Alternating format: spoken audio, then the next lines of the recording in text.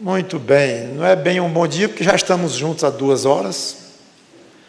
Então, continuemos a nossa comunhão, desta vez, ou continuando com a programação. Agora, uma pequena reflexão que eu quero fazer, após um café da manhã gostoso. Eu fiquei pensando, como vocês devem ter visto, o tema desse pronunciamento não é bem uma pregação bíblica, é mais um pronunciamento, uma coisa assim, ou uma pregação de um tema. Eu gosto de chamar de pregação mesmo bíblica, é aquela que pega o texto e sai, dissecando.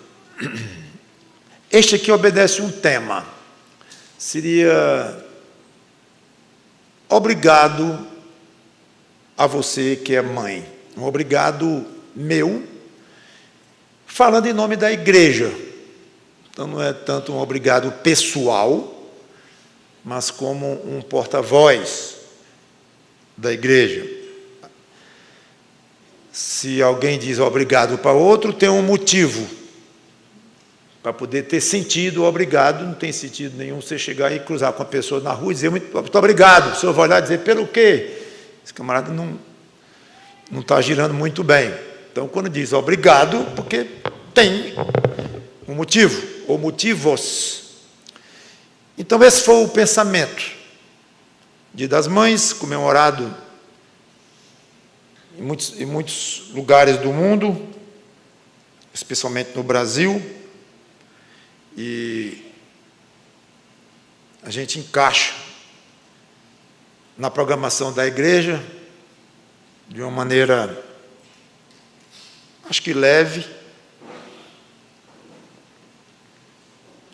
de uma maneira que não colide em nada com os princípios das Escrituras. Não é bíblico o Dia das Mães, nem é antibíblico, que é importante dizer o outro aspecto. Nem tudo que alguma coisa pode não ser bíblico e não ser antibíblico. Então, não é antibíblico. E essas coisas, pessoalmente, eu gosto de manter num equilíbrio e com discrição. Então, não levar a extremos, e nem a extremo no sentido de fantasiar demais a igreja em dias comemorativos do calendário e tal, e fazer daquilo algo muito forte, de se voltar demais para aquilo. E nem dizer cruz credo, né? Dizer que não se fala, não tem na Bíblia, então a gente não fala nisso, é coisa do mundo, não entra aqui dentro. Acho que é outro extremo também que não justifica, pelo menos em muitos casos, incluindo o Dia das Mães, porque a Bíblia fala nos pais, fala nas mães, nas esposas, nos maridos, ela fala bastante. Então, por que não tirar um dia para a gente pensar um pouco mais nisso e homenagear as mães? Eu ia numa direção aqui, mas não vou ficar obediente aqui. Tem muita coisa chegando aqui. Importância das mães na igreja. Por que agradecer às mães? E eu escolhi alguns pontos. Primeiro, porque vocês dão à luz filhos, alguns se converterão e se tornarão membros da igreja. Vou fazer uma pergunta que, obviamente, teria um resultado muito diferente se fosse uma igreja antiga. Gente de 50 anos, 60 anos, tem igreja de mais de 100 anos, tem de toda idade. Então, igrejas onde há raízes familiares, de neto, de bisneto. Nasci aqui, hoje eu tenho 60 anos e nasci nessa igreja. A própria igreja tem 10 de existência, então as raízes dela são muito tenras ainda. Mesmo assim, eu quero perguntar: quantas mães aqui têm filhos que frequentam a luz do mundo? Levante a mão. Aí é um número bom para nós. E quantas mães tem aqui cujos filhos, ou tem um filho ou mais, que é membro da Luz do Mundo? Levanta a mão. Um bom número para uma igreja pequena como a nossa, graças a Deus. A mãe levantou a mão? Muito bem. Eu sou membro. E ainda tem outros também que são membros. Vocês, na realidade, são fornecedoras de matéria-prima para a igreja. A igreja é formada de membros, gente. E ninguém mais fornecedor de matéria-prima na igreja do que as mães, poderíamos dizer os pais também, porque as mães sem os pais não têm seus filhos, mas quero concentrar nas mães. Isso é uma bênção de Deus muito grande. O Salmo 127, versículo 3, que muitos aqui vão saber de cor, mas eu não vou arriscar dizer de cor, estou arriscando dizer mal João 3,16 de cor. Então, Salmo 127 e 3, mas é conhecido demais, diz: herança do Senhor são os filhos, e o fruto do ventre, seu galardão. Aqui o pai cai fora. E o filho não é fruto do ventre do pai. Aqui ficou a mãe só, brilhando aqui. Interessante, não é?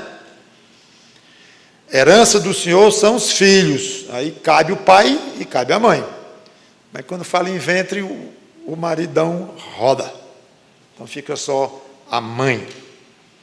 Fruto do ventre, o seu galardão, o seu presente, a sua recompensa.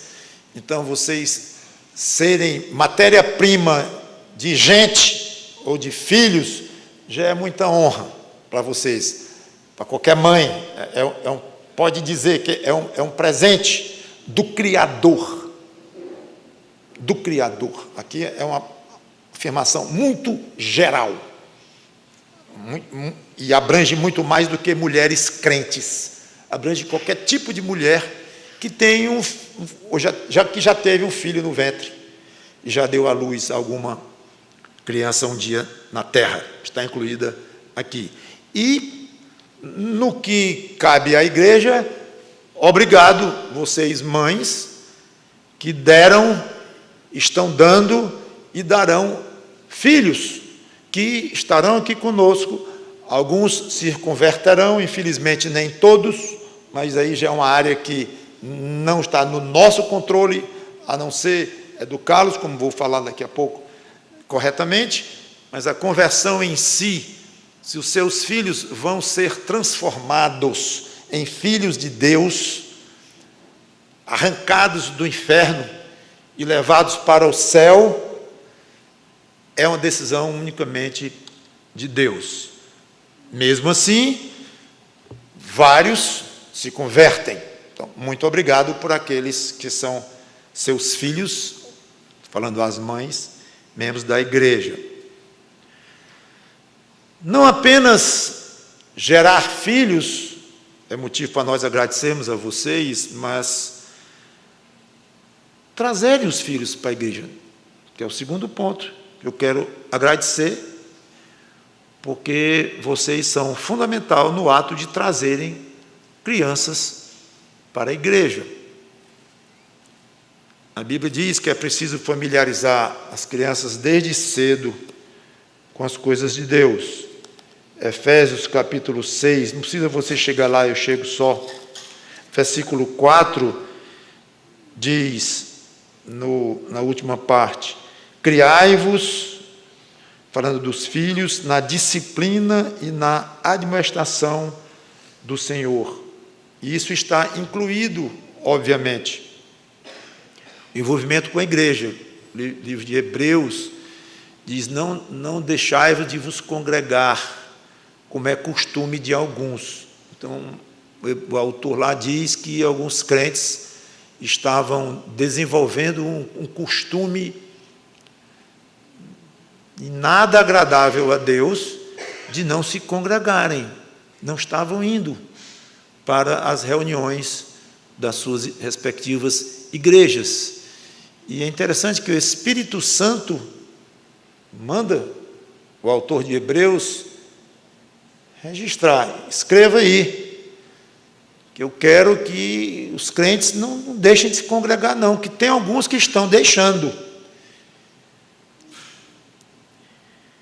E os pais devem ter como alta prioridade trazerem os filhos para a igreja. Eu sei que há obstáculos de várias ordens, mas vale a pena vencê-los. Provérbios capítulo 23, versículo 24, diz assim: grandemente se regozijará o pai do justo, vai se alegrar muito, o pai do justo. E quem gerar a um sábio, nele se alegrará. Falando de alegria de novo. As duas frases aqui falam de alegria de quem for pai ou mãe de alguém que se tornou justo. Pode entender que como um sinônimo de convertido, justificado pela fé, justo diante de Deus, e um sábio também no sentido de que chegou até Deus através da fé, no caso do Velho Testamento, e agora falando em termos neotestamentários, através de Cristo.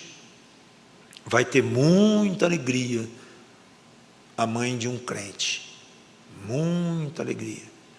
Mas, pastor, o senhor mesmo acabou de dizer que a questão de alguém se tornar crente ou não foge ao controle dos pais, porque é uma atitude, uma decisão, uma ação, uma interferência divina, não é? Então, quem vai fazer uma criança ou um adolescente, ou mesmo um adulto, se tornar justificado pela fé, não é a mãe que tem esse poder, nem o pai, não, é Deus, Então, por que o senhor está citando isso aí, junto com o contexto da importância da mãe trazer os filhos para a igreja desde novinhos? Porque na sabedoria de Deus, Deus conta com os pais para falarem dele, Deus, falar de Cristo, falar da fé, falar da Bíblia aos seus filhos. Então, faz parte do processo de conversão de alguém, o que os pais fazem com a criança, a maneira como eles lidam com a criança, como eles criam a criança, faz parte? Faz. Isso é misterioso. Não sabemos aonde entra um fator, onde termina um e começa o outro. Mas é interessante que, sem perder o controle da sua soberania, que é Deus quem decide quem vai salvar e quem não vai, ao mesmo tempo, com nenhum prejuízo para a sua soberania, Deus diz: e eu quero que os pais participem deste processo. E como Ele quer, e como Ele insiste, e como Ele coloca peso em cima dos pais, quanto à conversão dos filhos. Como Ele coloca, quase como se Ele fosse dizer: eu vou culpar você, se ele não se converter. Não chega a esse ponto não, claro, nem poderia chegar, porque Deus é que decide, mas é quase como se Ele deixasse nas mãos dos pais: olha o que vocês vão fazer. Então, sem querer entender onde entra uma e começa o outro, e termina um e começa o outro, saiba que a sua responsabilidade na conversão do seu filho é enorme, tremenda, e você faria um favor em não ficar todo o tempo pensando: ele é um eleito ou não é eleito? Se ele é eleito, então não adianta o que eu fizer, porque ele vai para o céu. Se ele não é eleito, não adianta o que eu fizer, porque ele não vai para o céu, vai continuar condenado ao inferno. Então, para com esse raciocínio que não leva, não é nem que não leva a nada, ele leva ao desespero, ele leva à incredulidade, leva à frieza. E altamente prejudicial e fere as Escrituras, porque as Escrituras dizem, vez após vez, educa a criança no caminho do Senhor, se congregue, disciplina, orienta, exorta, fala, dê testemunho o tempo todo. Por que Deus está dizendo isso? Porque Ele está contando com os pais. Então, vocês são, falando para as mães aqui, fundamental, repetindo,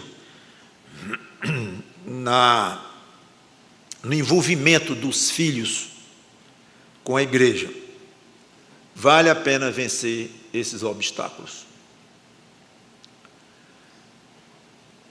Crianças não acostumadas pelos pais a valorizarem a ida à igreja crescerão malnutridos espiritualmente, crescerão com valores mal formados, valores espirituais mal formados na sua mente, e eles vão crescer sem defesa e serão presa fácil de um mundo violento, malvado, imoral, depravado, ruim, que jaz no maligno.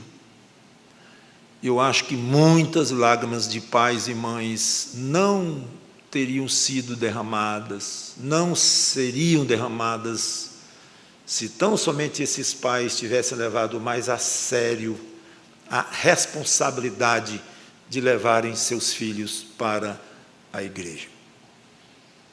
Vale a pena fazer isto.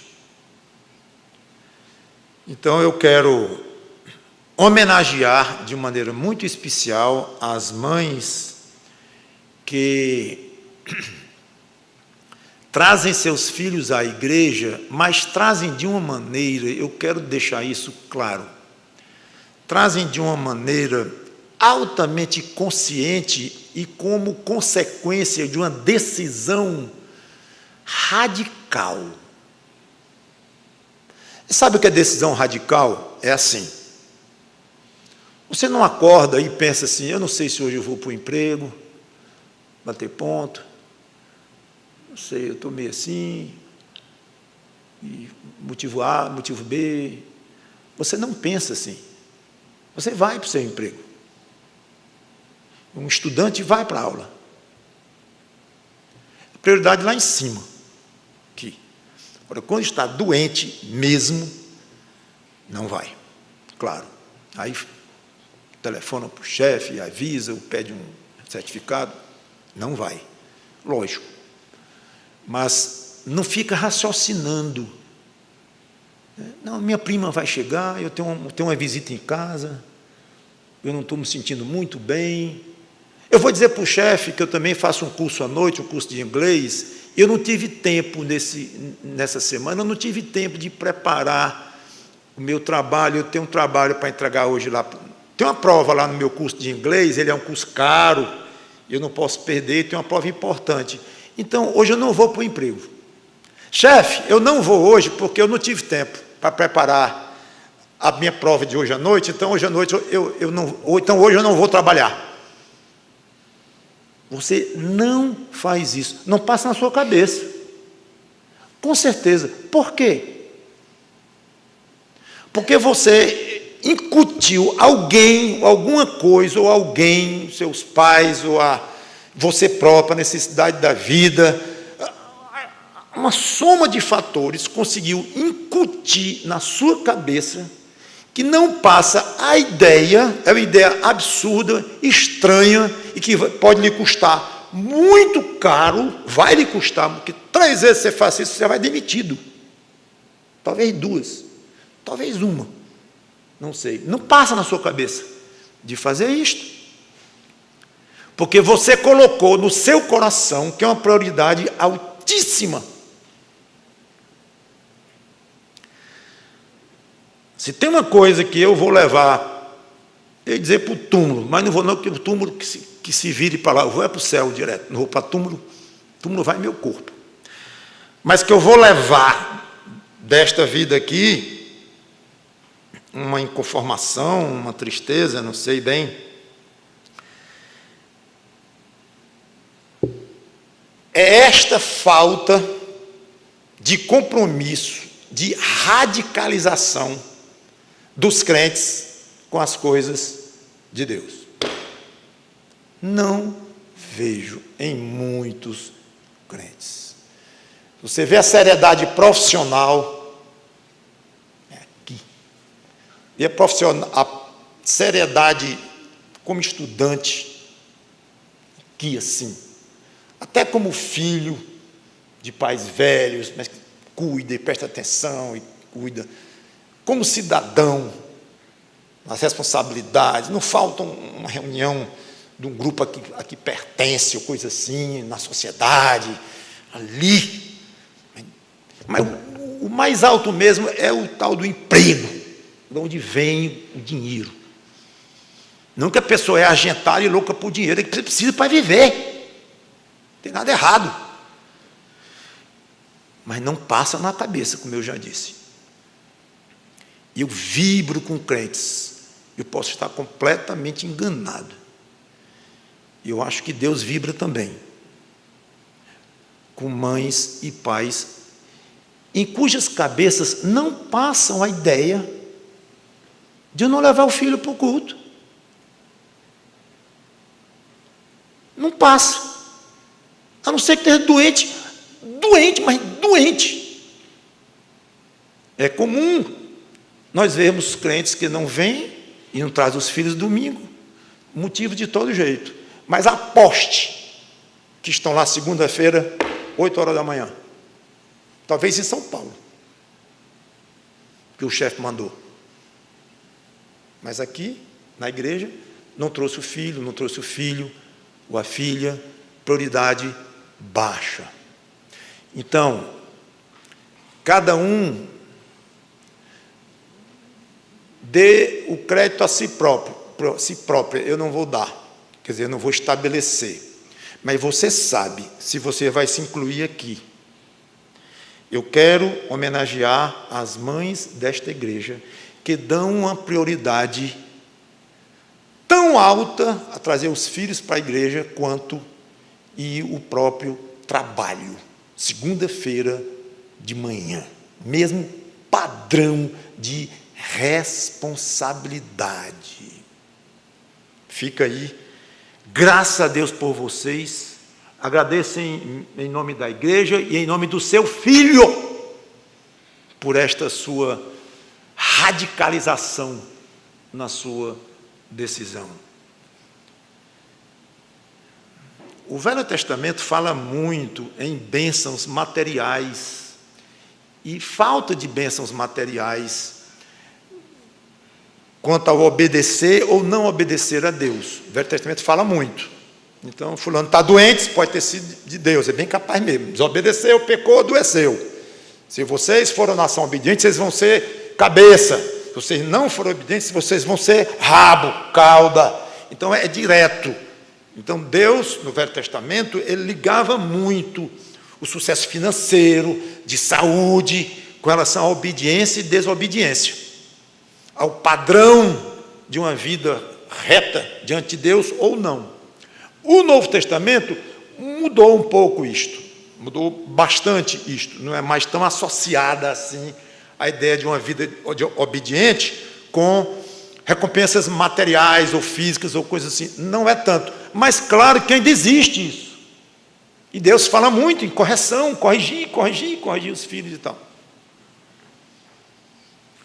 Eu não sei quantos problemas a gente vê muitos pais falando da preocupação com os filhos, o mundo doido e tudo mais. Pois é. A providência número 1, um pai que está preocupado, uma mãe que está preocupada com os filhos que vão crescer neste mundo doido, número 1, seria envolver esses filhos com um lugar que não é doido. Um lugar que respira um clima totalmente à parte deste mundo doido. É feito por pecadores também, mas são pecadores convertidos a Cristo, que têm o Espírito Santo, que têm alguma sabedoria de Deus, que querem acertar, que levam a sério as Escrituras. Então aqui tem um mundinho aqui chamado igreja, falando de uma boa igreja local, de uma igreja séria, em que isso é um tesouro, ouro em pó, para os seus filhos estarem. Se pagasse, a partir de hoje, R$200 para quem trazer uma criança para a igreja. Pastor, dá para fazer por 100? Não, porque 200 eu não aguento, mas 100 eu pago. Pagar. Porque paga para ir para os médicos, paga para ir para um psicólogo, meninozinho com 3 anos de idade indo para psicólogo hoje, cada vez mais a gente vê. Pois é. Não sou contra psicólogo, não. Eu estou falando da época, hoje, da tristeza de um amigo meu muito rude, que ele gostava da palavra destrambelho. Não sei de onde é que ele tirou isso, não sei nem se é nome feio, acho que não, se for, vou me arrepender muito. Eu vou mandar tirar do vídeo. Mas eu não sei, é tudo tão errado, tão ruim aí fora, que eu não entendo como é que pais crentes têm aqui um ambiente propício, aberto, treinado, esforçado para o seu filho, para o seu. Aí, vem, não vem, não vem, depende. E é curioso, e como Dia das Mães pode contar. Vem. Dia dos Pais, vem. Natal, vem. Cantar aqui na frente, vem. Porque é especial. Mas o dia a dia não é especial. Mandar e levar para a igreja. Terceiro ponto. Então, obrigado vocês mães que dão prioridade, parabéns a vocês mães que dão prioridade altíssima a trazerem seus filhos para a igreja. Vocês não vão se arrepender, vocês vão ter lágrimas poupadas, vocês vão ter muitos sorrisos nos lábios, porque agradaram a este Deus e tiveram a sabedoria, a coragem, se esforçaram para fazer isso e tiveram mais ódio do mundo e tentaram evitar mais envolver seus filhos no mundo. Cada vez seu filho não está aqui e está envolvido com alguma coisa, é uma desvantagem para ele, sem dúvida alguma. Terceiro, vocês são fundamentais no incutir padrões cristãos em futuros e atuais membros da igreja. Coisa boa. Crianças com sólida educação espiritual serão adultos sólidos. Ensina a criança no caminho em que deve andar.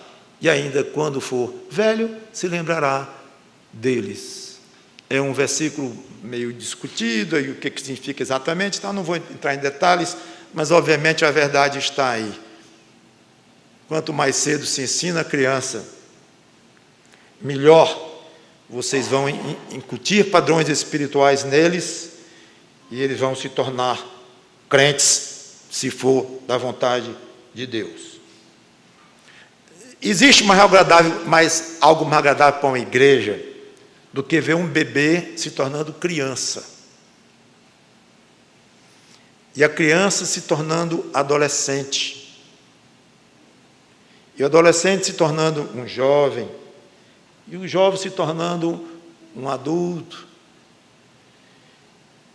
E ao longo deste processo, aquele que era uma criancinha lá se converteu e foi batizado na igreja, e se tornou membro da igreja, e serve a igreja. Isso para a igreja é um espetáculo. Para a nossa igreja, com 10 anos de vida, mais uma vez digo, não temos muito caso disso, porque é muito novinha. Mas eu acho que o nosso primeiro criança aqui foi o Josué. Ele está aqui? Está na sala lá, talvez, não sei. Eu acho que a Rose, cadê a Rose? Dando aula, muito bem, Rose. Cadê o Rogério? Desviou-se. Opa! Está servindo em algum lugar, porque esse serve. Esse serve, e é muito. Graças a Deus. Quer saber a idade da igreja? Veja a idade de Josué. Porque a Rose chegou aqui, acho que estava com 1 mês ou 2 de... Você não lembra desse detalhe, né? 1 mês ou 2 de grávida. Então, foi quase no início. Ele foi gerado quase no início da formação da igreja. E, até onde eu saiba, é um menino crente, e já se falando em batismo dele. Então, breve vai ser um adolescente. Então, se Deus quiser, estou dizendo Josué porque é o representativo, e é o número 1 em termos de idade aqui da igreja, né? É o que praticamente nasceu aqui dentro. Elisa chegou aqui com quantos anos? 1 ano. Está aí a Elisazinha aí. Essa é membro da igreja. Pronto, acho que é a primeira criança que chegou aqui, bem novinha, e hoje é membro da igreja. Fica em pé, Elisa. Quer ficar em cima da cadeira? Pode ficar também. Tão bom ver a Elisazinha crescendo, já ficando uma mocinha. Então é muito gostoso a igreja ver isto. A Elisa quase nascendo, se convertendo, se batizando, ficando membro, em breve adolescente, e vai. É muito gostoso. Talvez tenha outros nomes aqui, mas eu não vou citar todos. Então, obrigado a Rose, obrigado a Monique, obrigado às mães daqui que trouxeram os seus filhos e foram trazendo. Tem vários, eu não quero citar nomes. O José, porque foi o primeiro, e a Elisa, acho que é capaz de ser a primeira membro dessa turminha. Então, graças a Deus por cada mãe aqui que preparou seu filho para uma vida cristã saudável. Quero agradecer às mães, em penúltimo lugar. Se vocês são mães, também são esposas, e é de papel crucial na vida do marido uma esposa fiel a Deus. Aliás, a Bíblia diz que uma esposa fiel a Deus é meio caminho até para a conversão do próprio marido, se ele não for ainda um crente no Senhor Jesus Cristo. Aqui em 1 Pedro, capítulo 3, versículo 1 e 2, mulheres, sede vós igualmente submissas a vosso próprio marido, para que, se ele ainda não obedece à palavra, seja ganho para Cristo, obviamente, não está escrito, mas óbvio, sem palavra alguma, por meio do procedimento da sua esposa. Passagem bonita. A observar o marido não crente, observar o vosso honesto comportamento, cheio de temor. Quantos maridos aqui foram e ainda são, agora eu estou incluindo crentes ou não crentes, todos os maridos, que foram e ainda são muito influenciados pela sua mulher no seu andar cristão? Levante a mão. Quantos maridos aqui foram ou são influenciados no seu andar cristão pela sua mulher, sua esposa? Graças a Deus, um monte de marido aí com a mão levantada e o riso bem aqui. Muito bem, Sandrinha, é isso aí. Sou um privilegiado também. Quanto vale ao marido ter uma esposa fiel ao seu lado, crente, que anda nos caminhos do Senhor e que no concerne a ser esposa, é uma esposa fiel, uma mãe fiel, uma mulher, enfim, uma filha de Deus, fiel a Deus, eu quero dizer em primeiro lugar, uma filha de Deus. Então, é algo que não tem preço. Todos que levantaram a mão sabem disto, eu incluído, e todo marido, os milhares, dezenas de milhares de maridos neste mundo que tem mulheres crentes em Cristo, levantariam a mão aqui com muito prazer também. Então, a igreja só tem que agradecer a essas mães por influenciarem tanto os seus maridos. Provérbios 12, a primeira parte do versículo 4 diz: a mulher virtuosa é a coroa do seu marido. Muito bonito. Então, continuem vocês, mães, a influenciarem seus maridos no viver em Cristo. Eu peço licença às mães para estender esse agradecimento às esposas em geral, que têm maridos, mas ainda não são mães, ou nunca serão, mas que têm maridos. Então eu quero pedir licença às mães para estender esse agradecimento para todas as esposas aqui, ou as mulheres, as senhoras aqui que têm marido, mas não são mães. Mas muito obrigado se você, mesmo não sendo mãe, influencia de uma maneira altamente positiva, cristã, o seu marido. A igreja, especialmente o marido que seja membro desta igreja, a igreja agradece. Por fim, vocês, independentemente de serem esposas ou mães, são irmãs em Cristo, falando para as mães que são desta igreja, ou mães crentes, que estão aqui mesmo não sendo desta igreja. São mulheres redimidas pelo sangue de Cristo, pessoas muito amadas de Deus, Deus esse que mandou misericordiosamente mandar o seu próprio Filho morrer por vocês. Então nós podemos dizer, como dizemos para qualquer crente, o que está escrito aqui em 1 João, capítulo 3, versículo 1, vede que grande amor nos tem concedido o Pai, a ponto de sermos chamados filhos de Deus. E de fato, somos filhos de Deus.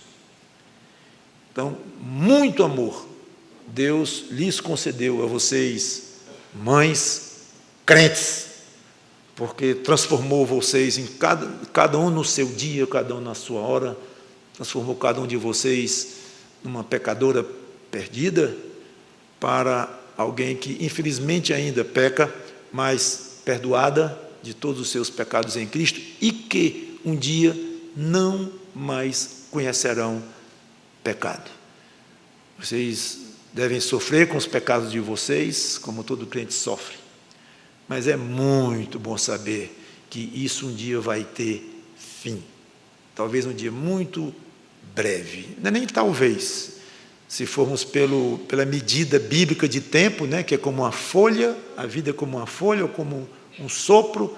Então em muito pouco tempo, você que é crente, uma mãe crente, vai deixar de sofrer com esse aspecto da sua vida que ainda lhe maltrata, que é quando você ainda desobedece ao seu Deus, entristece ao seu Salvador, colide com o seu marido querido, com seus filhos, com as pessoas queridas, mas um dia isso vai terminar. Aguente firme, porque um dia você vai receber uma coroa do Senhor Jesus Cristo. Vocês da Luz do Mundo, mães, são ótimas. O que seria de nós, da nossa igreja, sem vocês? Cada um de vocês aqui, Deus nos mandou de presente. Bom, se quiser continuar tendo filho, fique à vontade. Algumas já pararam, outras estão em pleno processo, outras mal começaram, outras sonham com esse dia. Estamos às ordens para receber os filhos de vocês, não só os que virão, mas os que já estão neste mundo, pequeninos ou crianças, adolescentes. Se você já é bem maduro e tem um filho adulto e queira trazer para a igreja aqui, traga, será um grande prazer receber seu filho na igreja E muito obrigado a você, mãe. Vamos orar. Obrigado, Senhor Deus, pelo privilégio que nós temos aqui de falar para as mães.